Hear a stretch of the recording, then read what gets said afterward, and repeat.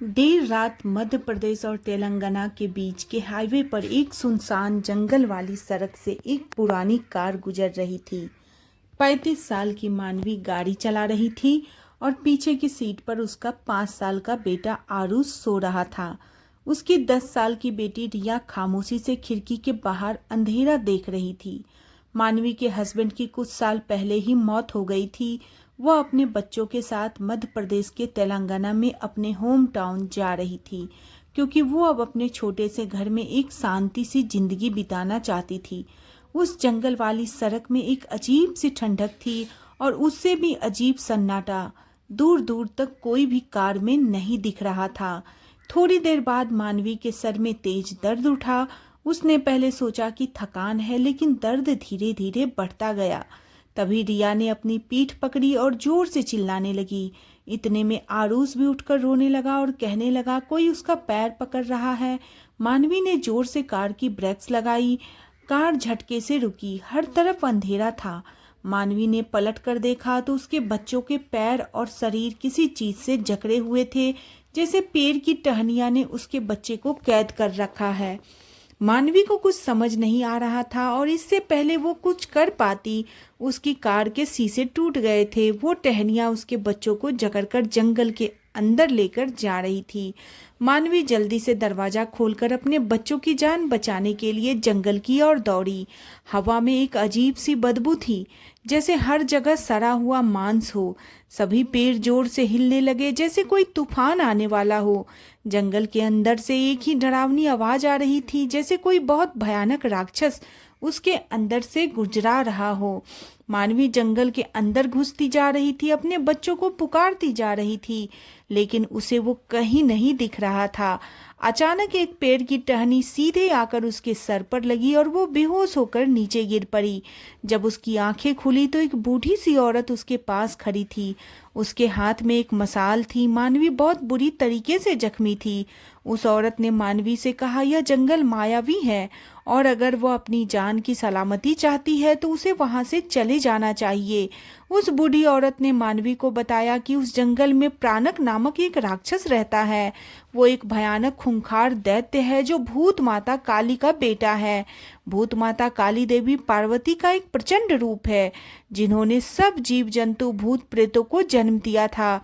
पर उनका बेटा प्राणक बहुत ज्यादा दुष्ट था, जिस वजह से भूत माता ने उसे कभी अपना प्यार नहीं दिया। लेकिन वो फिर भी नहीं रुका। तब भूत माता ने उसे इस जंगल में हमेशा हमेशा के लिए बंद रहने का श्राप दे दिया। भयानक जंगल में एक बड़े से पेड़ में कैद हो गया। भ्रानक ने तब से हर माँ से बदला लेने की कसम खा ली। वो हर बच्चों से नफरत करता था जिससे उसकी माँ को प्यार मिला हो। उसने आसपास के हर गांव के बच्चों को खाना शुरू कर दिया, इसलिए उस जगह के आसपास कोई बसता ही नहीं था। यही सुनकर मानवी का दिल बैठ गया। वो फूट फूट कर रोने लगी। उस बूढ़ी औरत ने मानवी से कहा कि अब तक भ्रानक के बच्चे को निगल चुका होगा, अगर इसलिए उसे अपनी सलामती के लिए वहां से चले जाना चाहिए। लेकिन मानवी ने उससे कहा कि वो एक माँ है, वो अपने बच्चे को ऐसे छोड़कर हरगिज नहीं जाएगी, चाहे उसकी जान क्यों न चली जाए। इस पर बूढ़ी औरत ने उसे आशीर्वाद दिया और कहा, भूत माता काली तुम्हारी रक्षा करे। इसके तुरंत बाद जब मानवी ने बूढ़ी औरत को देखा तो वो वहां पर थी ही नहीं, बल्कि वो दूर तक कहीं दिखाई नहीं दे रही थी। ऐसा लग रहा था जैसे वो हवा में कहीं गायब हो गई हो, बस जमीन पर उसकी मसाल पड़ी थी। मानवी ने वो मसाल उठाई और आगे बढ़ गई जंगल की ओर। अब और गहरा और भयानक लग रहा था जंगल। हर पेड़ में जैसे शैतानी आंखें थी जो उसे देखे जा रही थी। भयानक के गुर्राने की आवाज भी बढ़ती जा रही थी। धीरे धीरे जंगल की जमीन से जड़ें बाहर निकलकर आने लगे। मानवी ने मसाल की मदद से कुछ जड़ें जलाई और आगे बढ़ने लगी। थोड़े आगे जाने पर उसे एक बहुत बड़ा और पुराना पेड़ दिखा। उसकी टहनियां एक दूसरे में घुसी हुई थी और मोटा गुच्छा हवा में लटक रहा था। उस गुच्छे से हल्की हल्की चिल्लाने की आवाज आ रही थी। तब मानवी ने देखा कि उस पेड़ की टहनियों से लिपटे आरूस और रिया दर्द में छटपटा रहे थे। आसपास एकदम जैसे हवा बंद हो गई और पेड़ों की टहनियाँ इतनी ज़्यादा गहरी हो गई कि चांद की रोशनी का एक कतरा भी वहां नहीं आ रहा था। अब सिर्फ एक लाल आंखों का जोड़ा अंधेरों में चमक रहा था। मानवी को समझ आ गया कि उसके सामने रानक है, वही दैत्य जिसके बारे में उस बूढ़ी औरत ने बताया। उसका रूप इंसानों से परे था, उसका शरीर पेड़ की लकड़ी से बना हुआ था, उसके मुंह से लार टपक रही थी। मानवी के सामने उसके बच्चे को खाने ही वाला था। मानवी आगे बढ़ी, लेकिन रावण ने पेड़ की टहनियों से उसे भी जकड़ लिया और हवा में उठा लिया। उसके हाथ से वे मसाल छूट गई, जकड़ और टाइट होने लगी। मानवी अपना दम खोने लगी। उसकी बंद होती हुई आंखें सिर्फ बच्चों को देख रही थी, जिससे रानक हंसता हुआ बस निगलने ही वाला था। तभी उसे रानक के पीछे वो बूढ़ी औरत वापस दिखी। आसमान में जोर की एक बिजली की आवाज आई।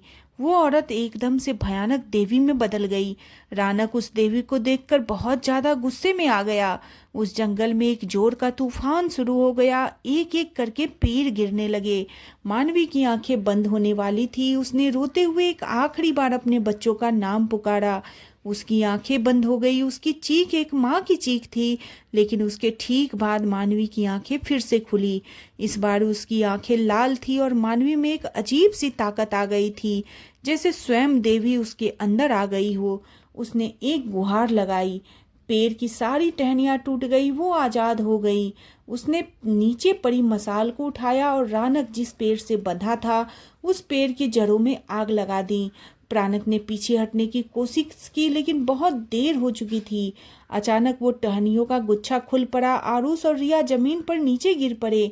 देखते ही देखते रानक की दर्द में चीखें सुनाई देने लगी। कुछ ही देर में वो पेड़ जलकर राख हो गया। साथ ही रानक का अंत हो गया। मानवी को अचानक से चक्कर आ गए और वो नीचे गिर पड़ी। उसके सामने भूत माता काली देवी प्रकट हुई और मानवी के सर पर अपना हाथ रख के उगते सूरज की रोशनी में समा गई। मानवी और उसके बच्चों के शरीर पर लगी चोटें कुछ ही पलों में अपने आप गायब हो गई।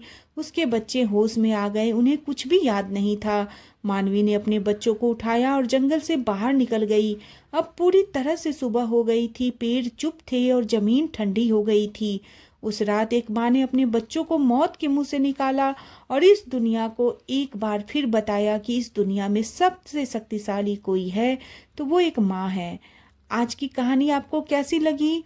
अगर आज की कहानी आपको अच्छी लगी होगी तो प्लीज़ आप लोग चैनल को सब्सक्राइब करें, वीडियो को लाइक एंड शेयर करें। आप लोगों से मैं फिर मिलती हूँ, तब तक के लिए बाय बाय।